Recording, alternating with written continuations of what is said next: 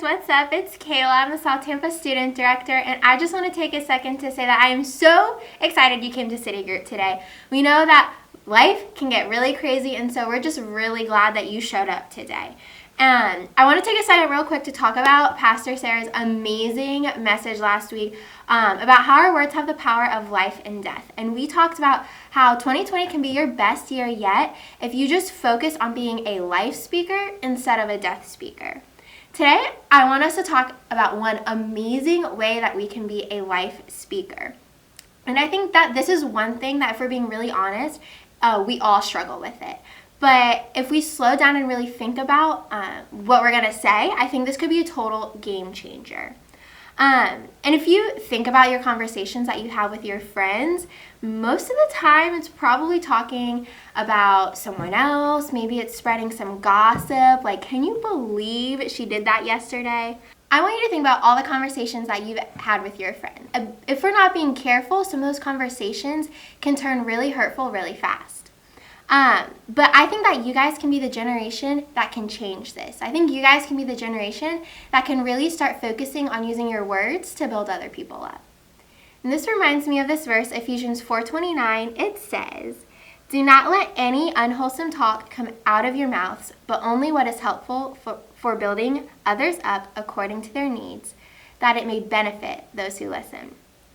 And I think that this is so interesting because really this whole chapter, Ephesians 4, is Paul talking about how we should be living our lives after we start our relationship with Jesus, which I think is so crazy because a lot of times we have these crazy moments at Vibe or at City Group, and we're like, okay, we're ready, we're going to go back into our schools, we're going to be such great leaders, but then we don't really know how to do it.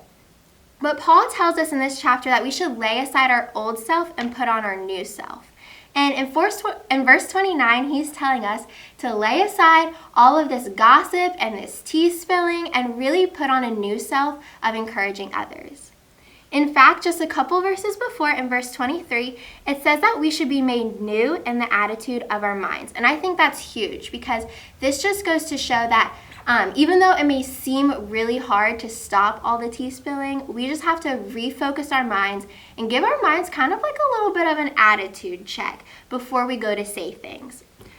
So I want to challenge you with 3 things that you can use to attitude check your mind with before you speak.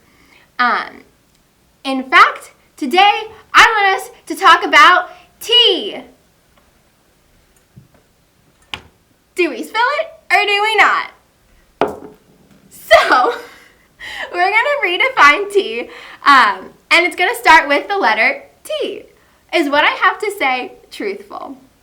Another translation of verse Ephesians 4:29 says, "Do not let any corrupt talk come out of your mouths." And when I hear the word corrupt, I think of like some really evil, probably a business dude in some movie who's really grumpy all the time and wears like really gray, sad suits. And when we hear this word corrupt in this verse, it kind of means the same thing. It's telling us that nothing terrible or rotten or worthless should come out of our mouths. And we should be trustworthy in choosing to speak the truth about other people. And this can be really difficult. This can mean that, if we don't know 100% what happened in the situation, we probably shouldn't be talking about it. And if we have a problem with someone else, we should talk to them, not about them. I mean, we've all played that game of telephone, and we know wherever the message starts, by the time it ends, it's going to be something completely different. And so, really, the bottom line is, you should ask yourself, is what I have to say truthful, or is it going to corrupt the situation? And the next thing I want you to ask yourself is, what I have to say encouraging? We all know that saying, "Sticks and stones may break my bones, but words may never hurt me." And I think we all know that's probably not true. In fact, I can think to this time back in 7th grade, I was in gym class, which is already not my favorite class at all. And so I was already having a tough time, but like that day we were going to play kickball. And I was like decent at soccer, so I was like, kickball's my game. Like, I don't have to dodge balls. Like, I don't have to run the mile. This is it. This is my day.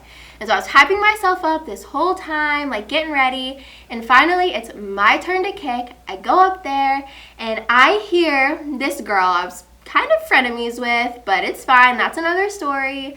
And I just hear her yell from the back of the line, like, "Don't mess up, giraffe legs." And I don't really know what giraffe legs means, but like, I'm pretty sure it's not a good thing. And I was really only like 5 feet at the time, so it's not like I had long legs, and I really don't know what she meant.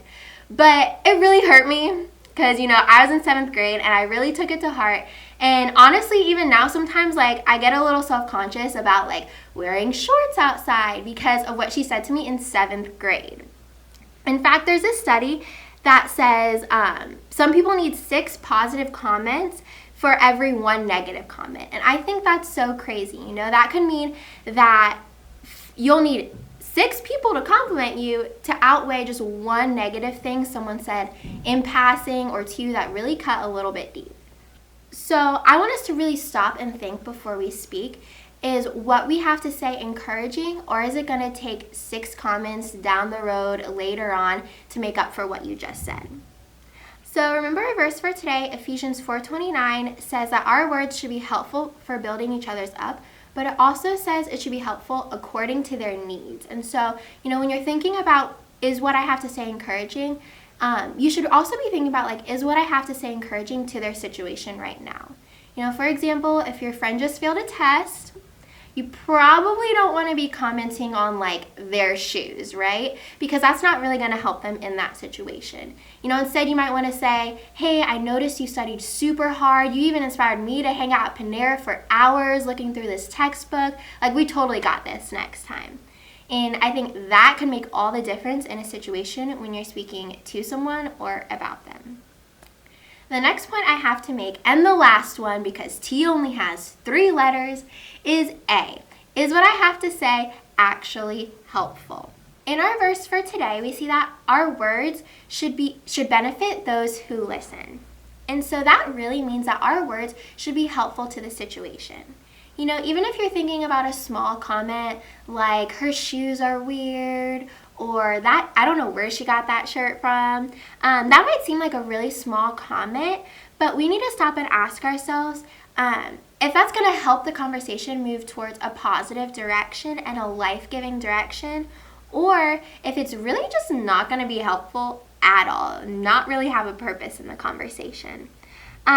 If I can be honest, like, this is something that I've really struggled with myself, is because sometimes I don't have a filter and I just kind of say things that come to my brain.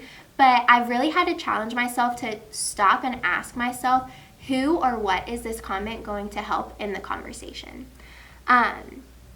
And, just because something seems small and harmless, it doesn't mean that it's going to be beneficial. And just because something doesn't sound really terrible at the time, it doesn't automatically make it nice. So we want to make sure that we're stopping and asking ourselves, is what I have to say actually helpful?